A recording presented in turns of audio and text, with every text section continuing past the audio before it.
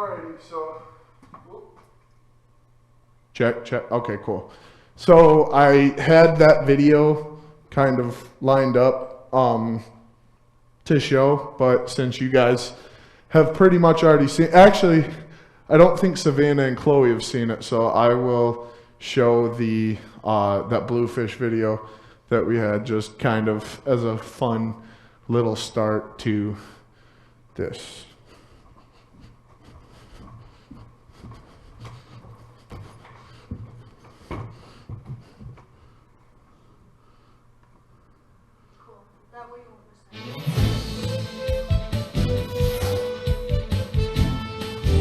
We're just about ready for the big show to start here in sunny Steepleville, and what a day it is. It just doesn't get any better than this. I'm Bob Cobb, joined by my colleague Taffy Babler, and you're looking at beautiful aerial shots provided by Airship Worship, now broadcasting in HD. And you love to see the players getting focused, getting their mind right, getting in the proverbial zone. And here are the starting lineups, brought to you today by Stump & Sons Altars, keeping knees at ease since 1933. Dan Verboski, pastor, the Bamford Theological Seminary. Jerry Woodwind, worship, Eastern Southwest Central School of Divinity. Frank Banter, associate assistant to the intern of the Executive Minister of Community Ministry, GED. Jerry, how is the injury?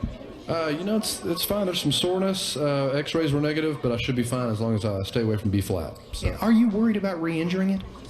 As long as I play hard and play at my pace, I think I should be fine. Have you ever bet on attendance? What? Have you ever taken anabolic steroids? No. Have you ever lip-synced worship? Listen, we're about to get started here. And here's the kickoff. And it's a slow play. Wow, that's big. You're the home team. You want to have a surprise or two up your sleeve. What I call mix-it-up ability. It sounds like the new Darlene Zek or Zeke or Zeku. Zeesh. Yeah, is it Zichi maybe? Darlene's a hash. Let's go to our sideline reporter, Billy Sturpot. This crowd seems a little bit lethargic, but this town is known for late crowds, so maybe by halftime they'll be a little more into it. It looks like Johnny Weems is headed for an early exit. Chiefs fan. They play at 11.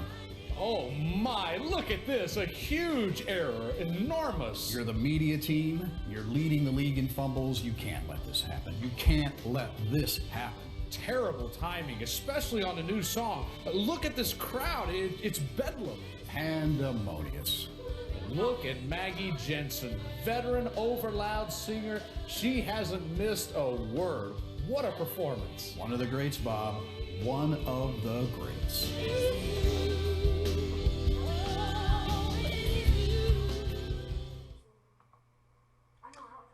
All right, so obviously that was, like I said, in the sound training video that is kind of spoofing, poking fun on the fact that, the media is something that, doesn't generally get a lot of attention, but if you mess up, they know who you are. So, obviously, this is the tech booth again. We're going to have an opportunity to get into it once we go through my spiel. So, this is the session on projection, and it's also on the broadcast that we do on live stream, and the other things too. This is the setup area on the left side of the tech booth that we have. We have over here the mixer, and all of you were at the sound training, so you should be able to have the little bit of background on how we run that. We also have the laptop, which is the main central hub that controls everything, and then the screen right here, that second screen, it just pairs what is on the projector. So the software that we use is Easy Worship 6. Sometimes we also use Easy Worship 2009. That is the software that we use to run the lyrics on, like during our worship time. It's also, it's everything that we run on the screen basically. So we can bring up YouTube videos on that. We can go online and bring up some web pages. We can bring up scriptures on it. We can also bring up the songs. Then Media Monkey is the playlist that we use for the music when we first come into, during Connection Cafe and stuff like that. We'll usually have like a video loop playing, and then we'll have music playing as people are coming into their seats.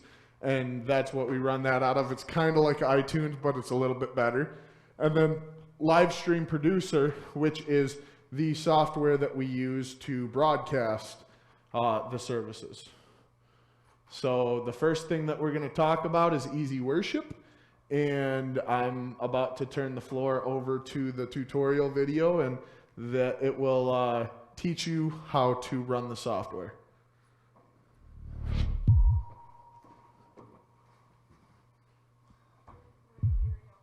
Hello everyone, and welcome to Easy Worship 6 basic training. My name is Dan, and I'll be teaching the class today. Alright, so starting with Easy Worship 6, we're going to open it up here, and you'll see the layout. We have some different windows here.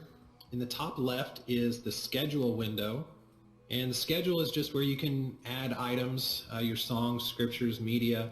Add the items that you want for your service. You can save that schedule and use it at a later date or a later time if you want to. So if you want to create your schedule for the service during the week or your Sunday service or whatever your service is, you can do that.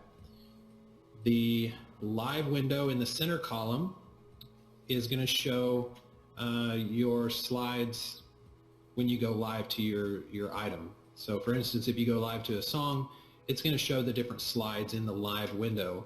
That will allow you to select which slide you want to show live. In the live output window, this is going to duplicate what's on your output screen, either your projector or TV, whatever you're outputting to. And then the resource area at the bottom, this is where we keep the resources, your songs, scriptures, media, presentations, and themes. So let's go through real quick and create a simple schedule. All right, so under the Songs tab, we'll just add some songs here. Let's see, Glorious Day. We're just going to drag and drop our song from the resource area to the schedule. All right, I'm just going to scroll down here, and I'm going to select 3 or 4 different songs, and then just drag and drop those. And I selected those by holding down the Control key. All right, in the schedule, you can expand or collapse your song by clicking the arrow to the left of the song thumbnail. So if we click that to expand the slide or the verse, we can see the verses and choruses here. Now those also can be dragged and dropped into the order that you want. We can collapse that by clicking the arrow next to it. So this is kind of our preview window as well. So the schedule, you can preview your slides there.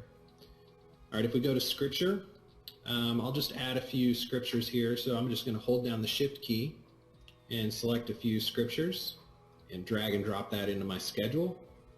Now if you have multiple scriptures in different locations of the Bible, you can, like say we want to select these 2 and then we want to go up to 1 Samuel. We can select some of those and drag those up to our schedule, and those will have all of them, Samuel and Mark. So just holding your Control key, you can select any verse in the Bible that you want and add those to your schedule. And you can see that each verse has its own slide. All right, under media, you can drag and drop videos into your schedule. You can drag and drop videos onto your songs to use as backgrounds if you want to change the background.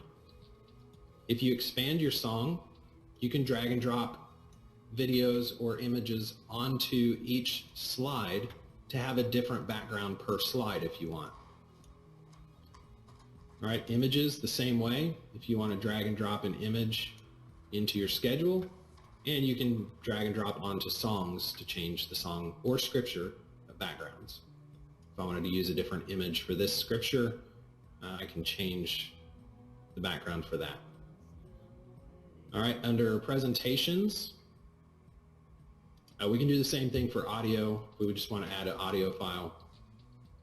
Presentations, we can add our PowerPoint file, and we can add our presentation wherever we want to add that. Again, these are all just drag and drop. I'm just dragging and dropping into the schedule. All right, one last thing I'm going to add to the schedule is a web page.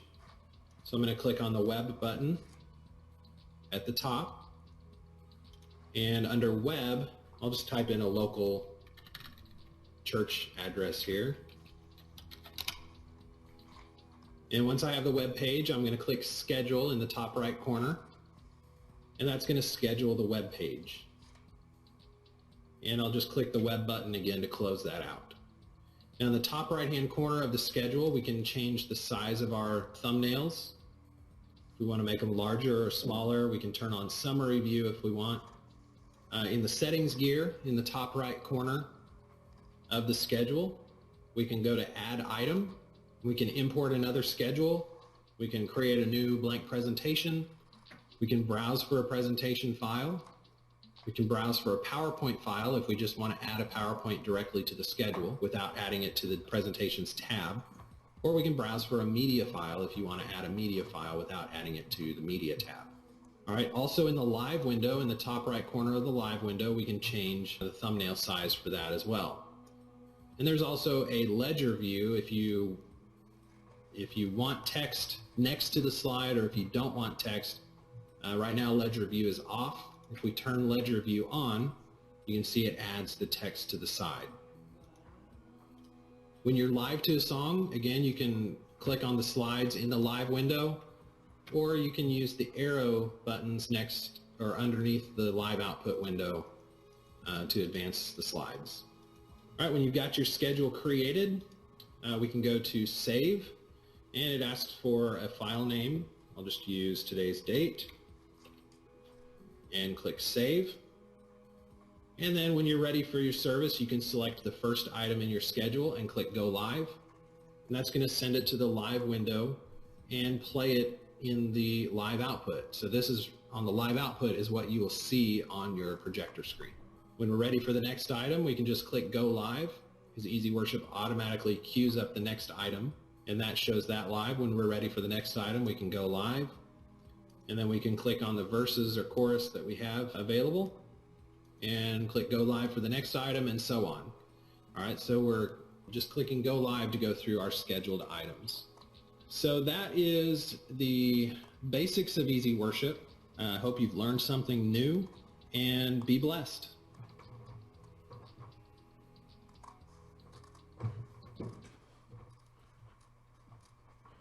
All right, so yeah.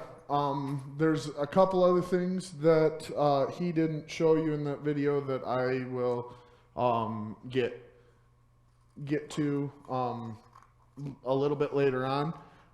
Most, like a lot of the beginning of that, you don't necessarily have to worry about, because for one, we don't use scriptures anymore. Usually Pastor Joe, if he's referring to a scripture or something like that in his message, he will already have a PowerPoint ready to go. And as far as actually building the schedule in Easy Worship, that's something that is already done like on Thursday, the week before. So you won't have to worry about like dragging and dropping and all that stuff. Cause it'll already be there. So you just pretty much turn it on, open up the schedule, and then you're ready to go. Now, we're going to shift gears, and we're going to talk about the live stream producer software that we use to broadcast the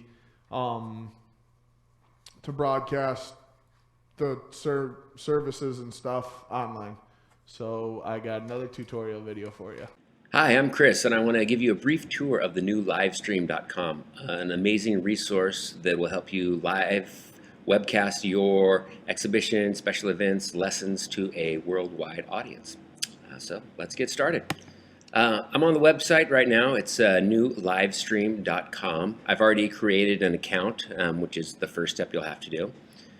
But if you click on here to me, create event, you can create events. So I'll create an event called, I'll just call this test. Continue. It'll give you options for start and end time. So if you're going to start in the future, you can do that. If you're going to start right away, you just hit continue.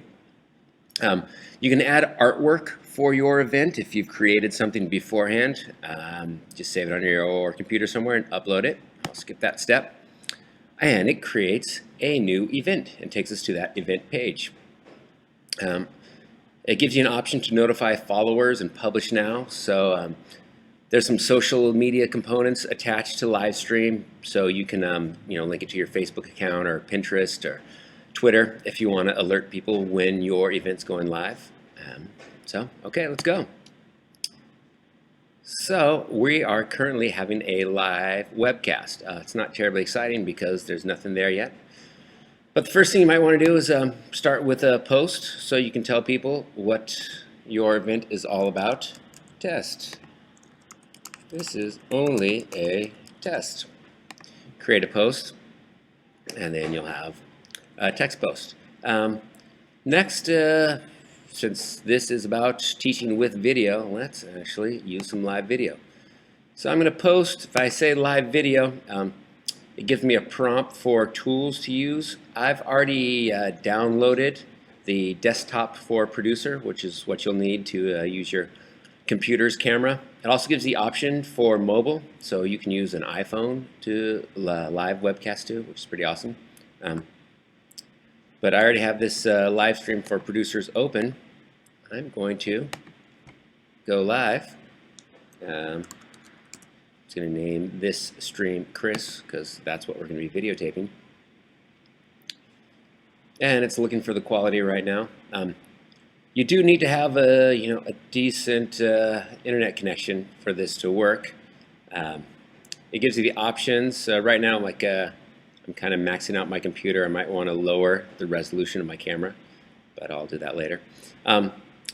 In here it says chat's not integrated. I think that's a feature that's only available in the paid plans, so you may not be able to do that. So if I lower this now, you can see here that there's a little thumbnail, a toolbar down here that shows I'm currently broadcasting a small thumbnail of myself with a computer screen right here too. I can do just camera if I want just to capture just myself, or I can choose to just capture what's happening on my screen. Or you can do a 3D mix, which captures the camera and your screen, or 2D mix, which kind of inlays a window from your camera onto your desktop. We'll switch back to camera for now. So like I said, I'm currently broadcasting. This isn't the most interesting broadcast, but it's just myself. But you can attach an external camera if you'd like. You can arrange your laptop so the camera from the laptop is capturing an interesting vantage point. You could put it in the corner of a room and capture an entire room of a student exhibition if you want. I said you could download the app and go mobile and use your iPhone and actually be mobile and walk around with that as a handheld camera and record your event. And then when you are done, you simply hit stop. And you can publish it to your live stream channel, and that event gets published with the video and everything. The free live stream account will archive your event pages for 30 days. So even a month after the live event has occurred, people can go back and refer to it or rewatch it. I hope you enjoy it. I think this is an awesome resource, and I look forward to using it in the future. All right, so like I said, you won't have to worry about the scheduling the event or stuff like that on live stream beforehand. this is just something that's kind of nice knowledge to have if you guys ever in the future decide that you want to do your own live stream or something like that. So, or there may be a day where I start to make, the people that run it, schedule it too and things like that. But as of right now, I am the one that does that. Okay. Let me.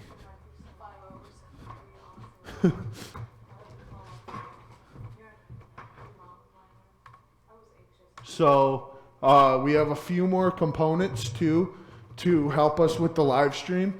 We have the camera, which obviously, if you have not already seen, it is on top of the exit sign.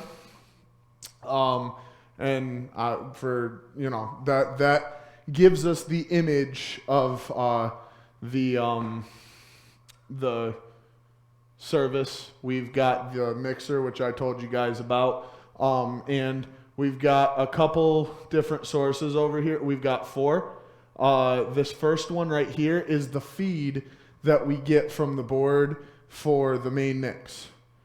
This other one over here, like lately, it's actually been doing the Pastor Joe's mic and stuff like that. It's been doing it all on this first one, but the second one I actually have set up for Pastor Joe's mic too, because there have been times where I've heard a recording and like Pastor Joe forgets to shut his mic off or something like that, and he's like just as loud.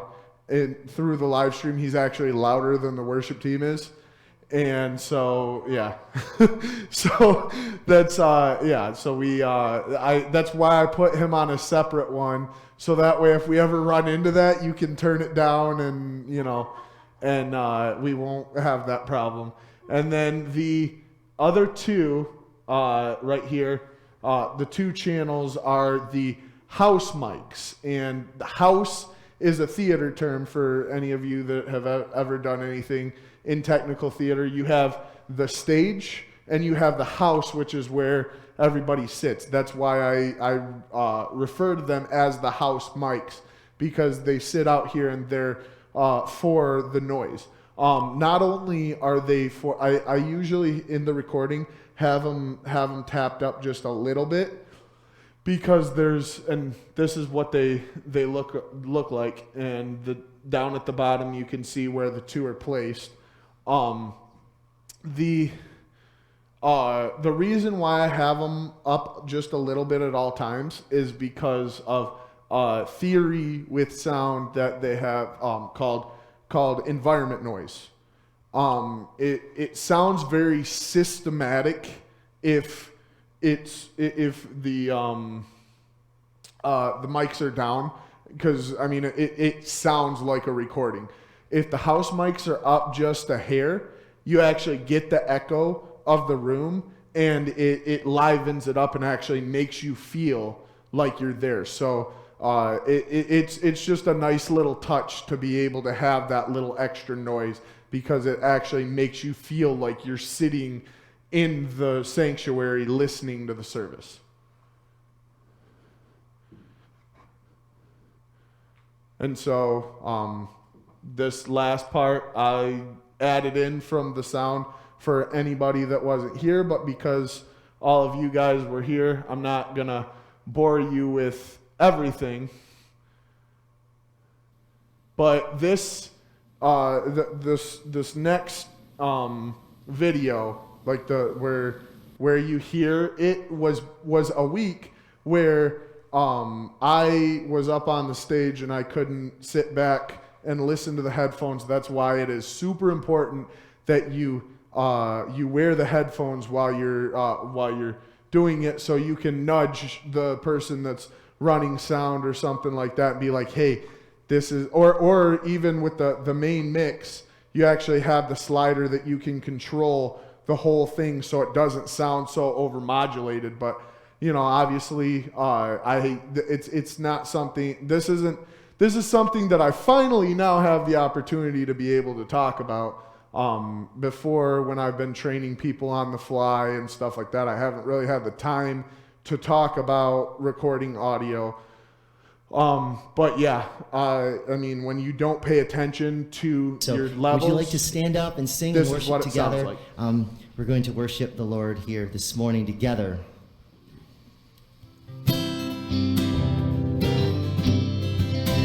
Set the night wind to the little.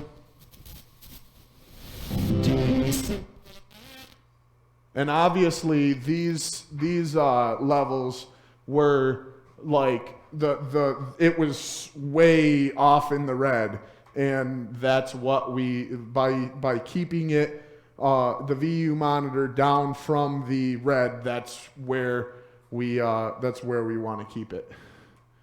Oh shoot! It didn't register the mixer, but there is a spot, and I'll show that to you guys after we get done with this. There is a spot where you can actually monitor in the live stream the recording, and you go down to the little button called Mixer, and it'll pop up the VU monitor on the live stream, so you can see where the actual recording. That is of any of the VU monitors that you want staying out of the red. That is the one, because that's the ultimate recording volume. So I mean, obviously, if we want all of the monitors to stay out of the red, but because if the one's in the red, then it's gonna sound like that McDonald's speaker all the way through. But if it's all fine and dandy up until the final meter that's on the output recording, it's gonna sound like that again.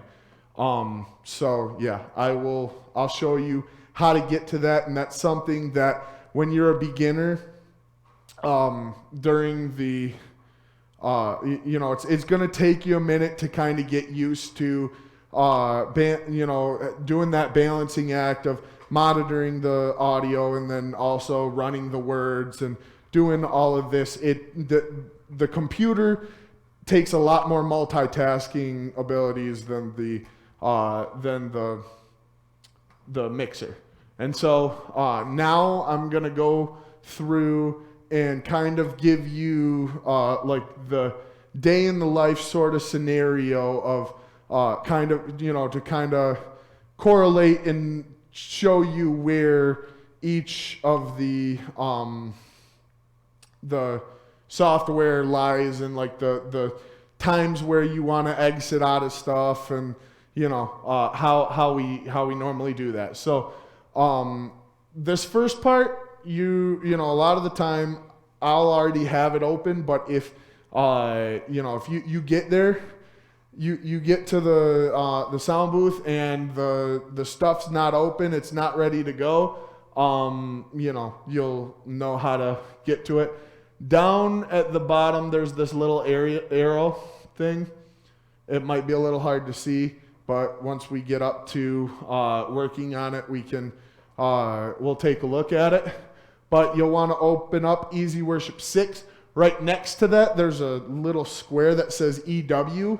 And and if it looks relatively different, like the stuff that we train with versus what's up here, it's because the Easy Worship 2009 were the ones that I used. We use 6, but it's still it's the same software. It functions the same way.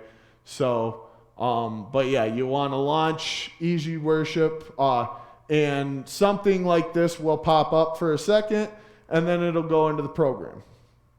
Then you go to File, Open Schedule, and you get this little thing where you navigate to today's date. Usually the Easy Worship file is going to be located in the My Documents folder, or the Documents folder. Yeah, they don't call it My Documents anymore. But you open up the schedule, you hit start, and that pops up. that might not necessarily be there. That's all of your little videos and stuff like that in that panel. But your schedule's open, so what you'll want to do is you'll want to, this up at the top, this thing that's highlighted, you'll want to go live with that. That is the opening loop that we usually have playing on the screen during Connection Cafe.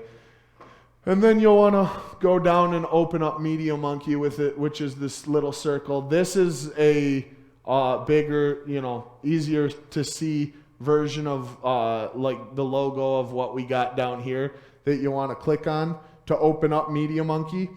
And then you'll go in, whether this is full screen or half screen, it doesn't really matter. You'll go in and you will find a song and you'll play it. Just kind of like operating iTunes. A lot of the time, Pastor Joel already have it pulled up, and he'll have a specific song that he wants played.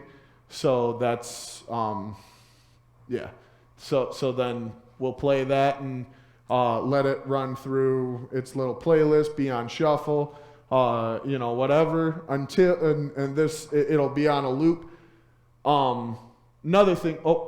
Another thing too, you'll want to make sure that the volume is all the way down on the loop video, and you'll also want to make sure that that it's on repeat on the video too. Otherwise, it'll go through it once and it'll leave it on a black screen. We want it to start as soon as it ends again. So we want it on a constant loop.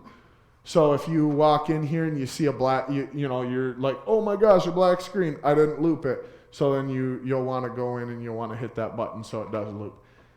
And then obviously you'll let all of that run its course until, and actually you'll go down after this, after you get it all going during Connection Cafe sometime, you'll go down to the live stream producer window, the icon, and it'll like do this little loading bar thing, and then this thing will pop up. You'll hit ignore, and then you'll go to this, and that screen should look semi familiar based on the tutorial video that you watched. And at 10:43 is when we go live with the live stream. And so normally with the live stream, we start off on the screen. And as far as those switching sources, the only two that we ever use is the screen and the camera. We don't usually do the 3D mix or the 2D mix or anything like that. So normally we want to start off on the screen. And let it run through the loop video a few times or a couple times until the person that is doing announcements comes up to the podium and they start talking. Then we switch over to the camera. Then we switch over to the camera, and then we wait until they do their the announcer does their little They say something where they, because normally they'll come in, they'll be like, hi, we want to welcome you. We hope everybody had a good week, blah, blah, blah, blah, blah, blah, blah, blah, blah. And then they'll say something like, moving into announcements, or got some announcements for you, or something like that. Normally what I do is I'll go to the logo and I'll show you how to do that in a few minutes. But we will, but yeah, normally I go to the logo, then I go live with the PowerPoint that does the announcements and stuff, and that thing is on an automatic thing, so it'll constantly flip through the slides.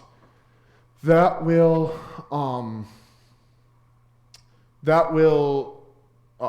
we go back to the camera after it runs its course one time, but then we keep looping that until they turn it over to worship.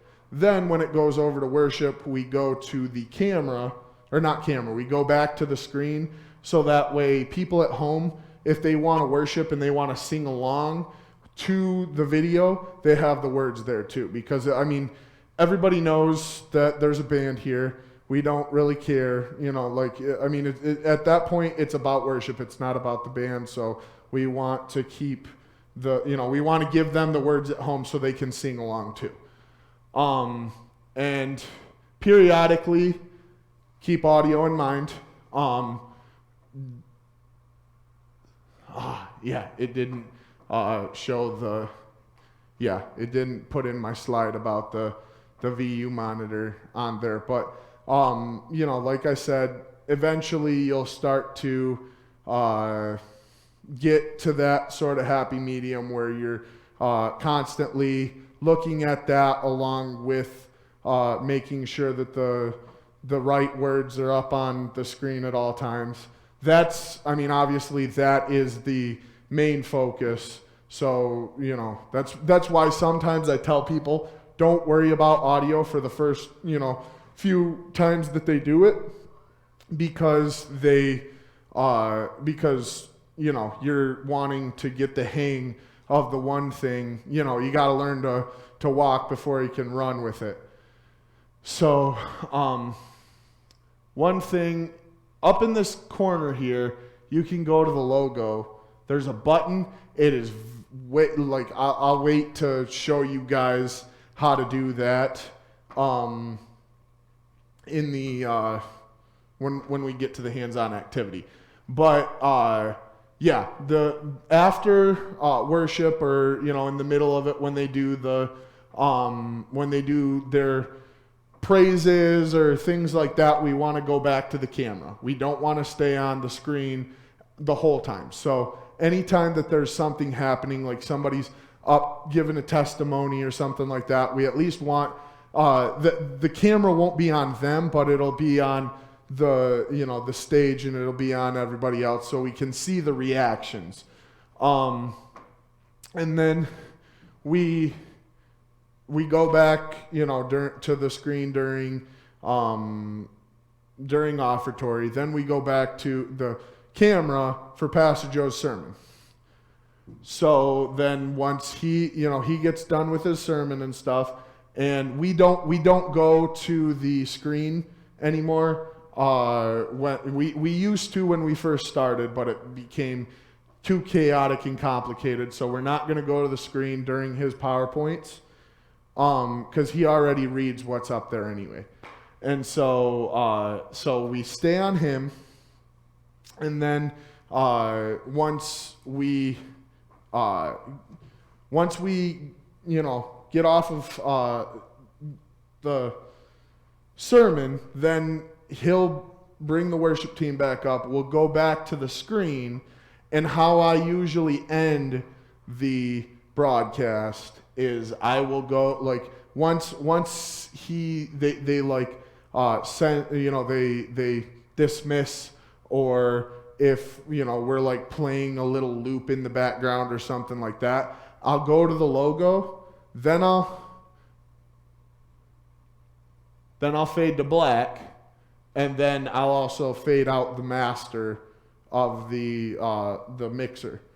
So that way it gives that sort of fade out kind of feel. And then we'll hit the stop button, which is over here. It's kind of hard to see, but it's got that stop sign on it. It'll stop, then it'll ask you if you're sure. Then you'll say yes. It'll load and kind of do all that whatever, and then you'll post it to the you'll publish it, because it gives you an option to either publish it or save it as a draft, and then notify follower. So what you'll do is you'll have publish now, and then notify followers checked, and then you'll hit post, and it'll do its thing. And then at that point, then you can, then you can walk away from it. And once the service is done, I'll post it to YouTube usually, because he mentioned in the video that it archives it up to 30 days. And I like to put it on YouTube, so that way when the 30 days is up, we can still go back to that video and watch it. So that's kind of my way of archiving it on YouTube. Any questions? I know it was that one was a little bit more than the sound stuff. Makes sense. Alrighty, so now we will move on to our hands-on activity.